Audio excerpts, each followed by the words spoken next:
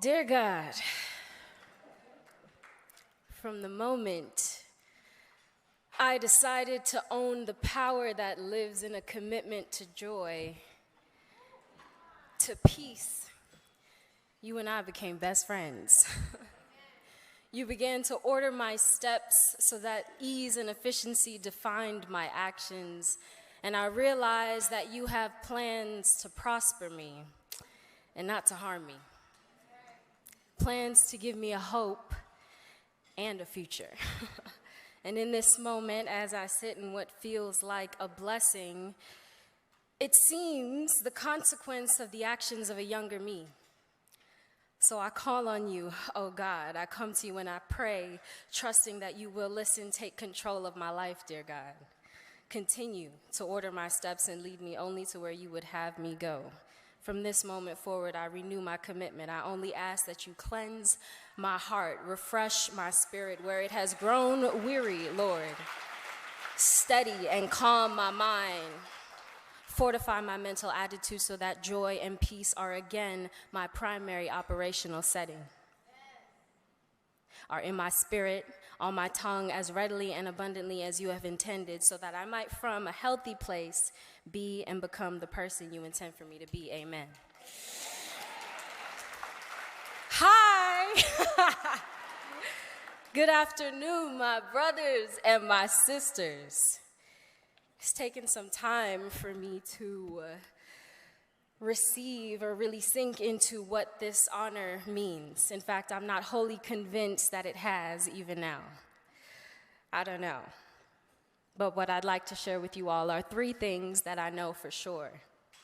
One, I do know that 25 years has been beyond sufficient time to understand that this world is overly eager to forget, ignore, to overlook, to endanger, to misuse, misunderstand, and otherwise brutalize the Black woman.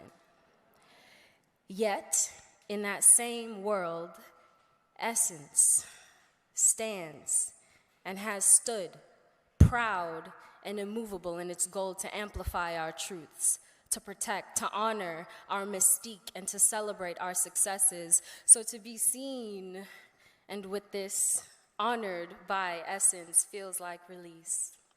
Love, the rich, all-encompassing, sweeping, sweet surrender type of love, the kind that you only get from a Black woman. The kind of love and visibility that saves and allows us to endure the way that we always have. So from the depths of my spirit, I say thank you, Essence, for amplifying my truth, honoring my mystique, and celebrating my successes. Two, I do know that my truth and my path would not be what they are were it not for my teachers. The wildly passionate individuals who share joy and purpose from a convicted place, who with intention or not, pushed me to learn myself, ask questions of the world, to have the patience required to notice when an answer comes and to always go deeper. These are the people who in all things center compassion. This begins with my mother.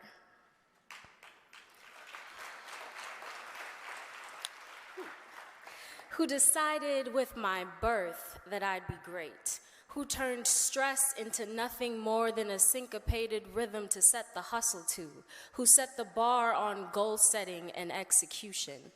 This Black woman was bred by individuals that claim glory and compassion, excellence and empathy as our just due, the inheritance promised by a father here on earth that made it clear I could do anything, and a father above that swore and showed that he has plans to prosper us. So as I move through the processing of this gift, allow me to say thank you to my teachers, to my aunt, Missy, my grandmothers, Jenny, Desiree, and Marrow, who gave me the grit and the grace to hold court with you all today. Allow me to say thank you to my teachers, Greg Parenti, Alyssa Ciccarello, Casey McClellan, Miss Allison Tallis, and Jen Shirley. I share this moment with my teachers because for a little girl in Brooklyn, with a whole lot of frustration and not a lot of peace, with generations worth of confusion and minimal clarity, It was your clarity. It was your calm, your hope for my joy, and passion for the craft that opened my then nascent eyes to the mercy of what I was to find and the home I was to make in this field. But as I said before, I don't speak those names without challenging myself to go deeper, or in this case, higher. So I can't stand before you much longer without honoring the Black men and women who I've had the privilege to learn from, who through no coincidence, I'm sure, have played the most instrumental roles in my shaping as an artist, beginning with my very first teacher, Mr. Raphael Peacock, who from our meeting challenged me to see myself as capable of all things. Kevin Carroll, the first person to lock me in the ring with myself, to teach me to honor the experience through work. Godfrey Simmons, for inviting me back into my own hopes for my life. And to Daniel Kaluuya, whose words have a supernatural power, whose words prepared me before I knew what preparation entailed, and whose presence is the most grounding and most effortless class on excellence. In these 12 years of acting and 8 years of auditioning, I've grown quite familiar with hearing no. But I've heard yes 3 times. And each one has reminded me of what we all know, and that's 3. That the beauty of our resilience as a people was never limited to our emergence from hardship. Greatness lives in our ability to try. Barry Jenkins,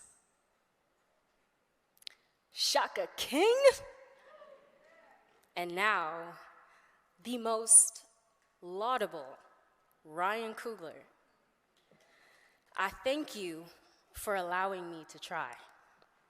Before I was your student, I was your supporter. Now, I say thank you for trusting me with the craft and championing me to go further and deeper into my own. You all have opened the door to a world that I only saw in my dreams, and now that I am here, I intend to take great care, to continue to learn it, to ask more questions of it, and to grow it as best I know how. Thank you.